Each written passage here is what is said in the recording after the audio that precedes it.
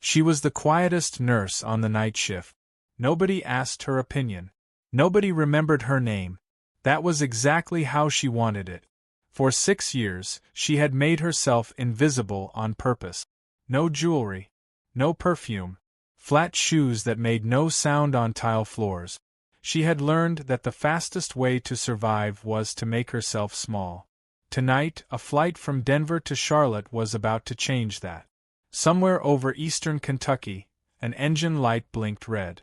A stranger 3 rows back was about to say 4 words that would blow her cover wide open. She didn't know it yet. She just kept her eyes closed and let the plane hum beneath her.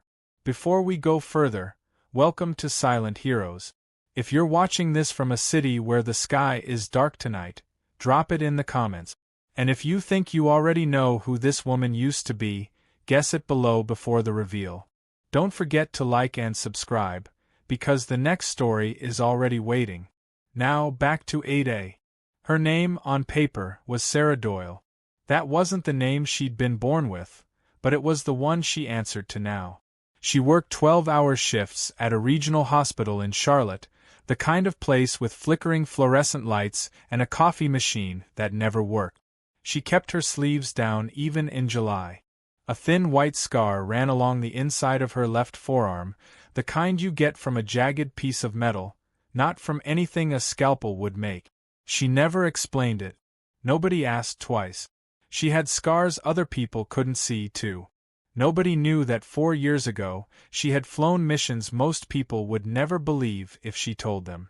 Nobody knew that the tremor in her hands, the one she hid by keeping them folded, always folded, came from something that happened over a stretch of desert she'd trained herself never to think about in daylight. She had a routine. Clock in. Check vitals. Speak only when spoken to. Let her supervisor take credit for the decisions she made herself. Her supervisor was Dr. Marcus Feld, head of the ICU, a man who wore his white coat like a uniform he hadn't earned.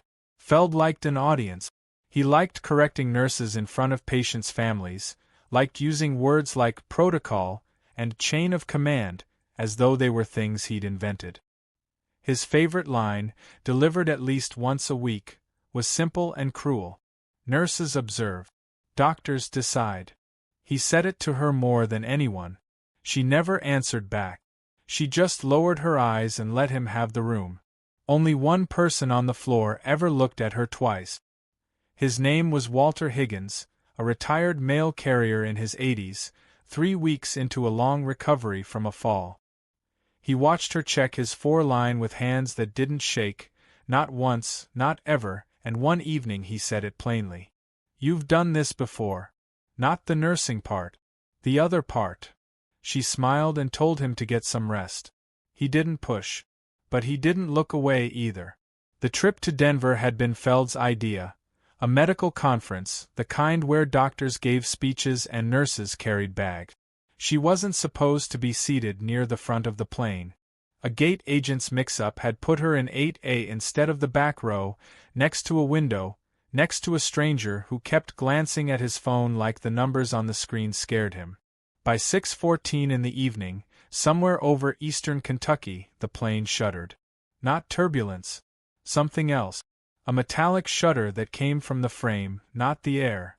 The captain's voice crackled over the intercom, too calm, the practiced calm of someone trying not to start a panic. "Folks, we're dealing with a mechanical indicator up here. Nothing to worry about. Please remain seated." She opened her eyes. She didn't need him to finish the sentence. She'd heard that exact tone before, in a cockpit that wasn't nearly as comfortable as this one, right before everything went wrong. 3 rows back, a man in a gray hoodie gripped his armrest and said, low, almost to himself, "That's not an indicator light. That's an engine surge." She turned her head. He said it again, louder this time, panic breaking through. "I flew C-17s for 11 years. That's an engine surge. We are not fine." The word hit her like a detonation. Engine surge. Her hands, folded neatly in her lap for 6 years, stopped folding. They went still, steady. The tremor she'd carried like a second scar simply vanished. The intercom crackled again. "We have a full engine failure on the left side. If there is anyone on board with flight experience, please identify yourself to a flight attendant immediately."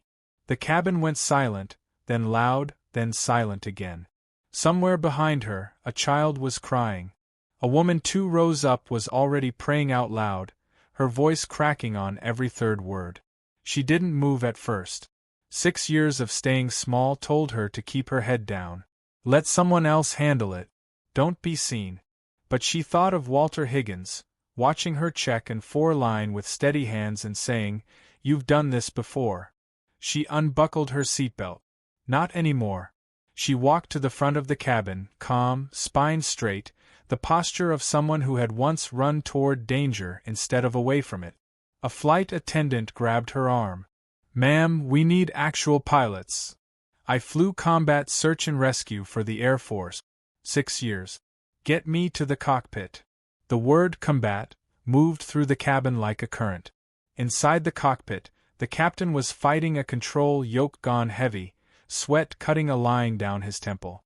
The first officer was reading checklists too fast, skipping steps in his panic. She saw it immediately. The left engine wasn't just dead, it was on fire, and they were still trying to feather it using a procedure meant for a cold shutdown. "You're feathering it wrong," she said. "That engine's burning, not stalled. Cut the fuel line first, then feather. If you feather before you cut fuel, you're pumping accelerant straight into the fire." The captain stared at her. "Who are you?" "Someone who's done this before. Cut the fuel. Now." His hand hesitated a half-second, then moved. The fire indicator light dropped from red to amber, then to nothing at all.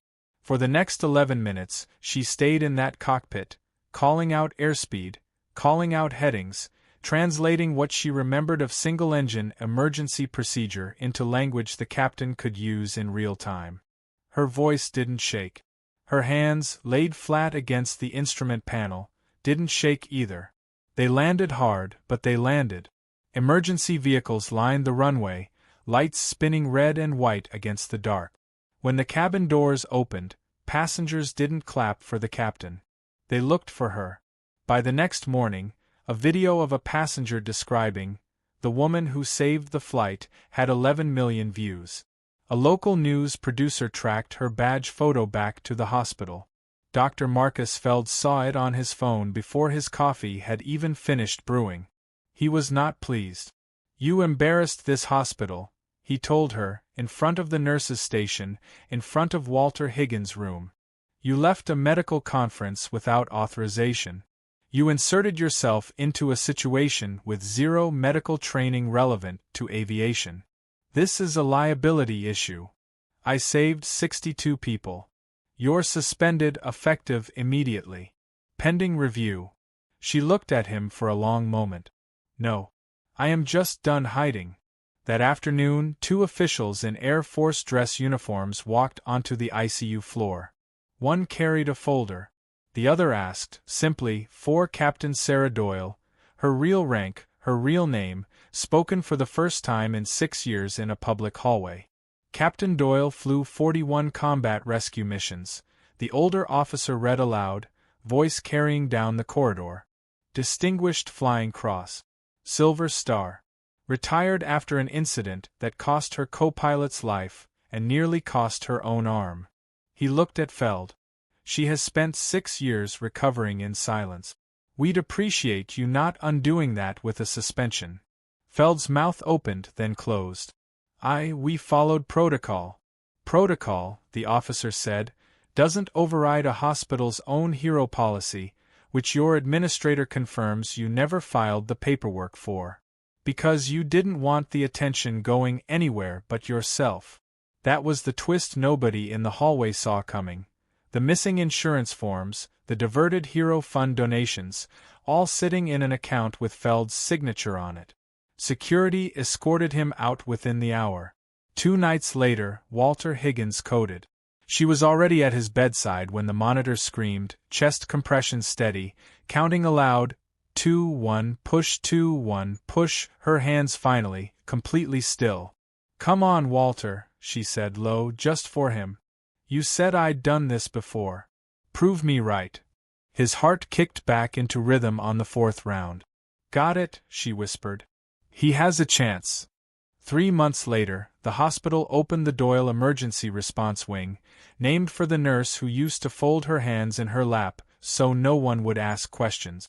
She ran it now, part clinician, part first responder trainer, no longer hiding either half of who she was.